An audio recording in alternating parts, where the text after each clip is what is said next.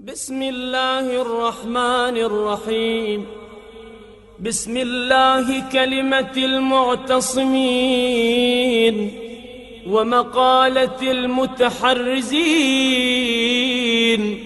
وأعوذ بالله تعالى من جور الجائرين وكيد الحاسدين وبغي الظالمين، وأحمده فوق حمد الحامدين.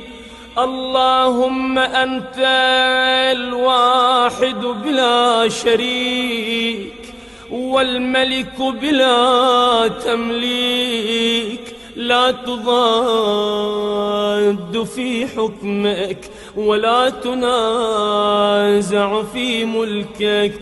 أسألك أن تصلي على محمد عبدك ورسولك، وأن توزعني من شكر نعماك ما تبلغ بي غاية رضاك، وأن تعينني على طاعتك ولزوم عبادتك واستحقاق مثوبتك بلطف عنايتك، وترحمني بصدي عن معاصيك ما أحييتني، وتوفقني لما ينفعني ما أبقيتني، وأن تشرح بكتابك صدري وتحط بتلاوته وزري، وتمنحني السلامة في ديني ونفسي، ولا توحش بي أهل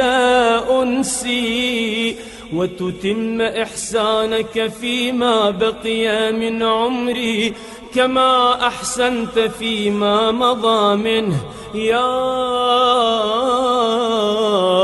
أرحم الراحمين.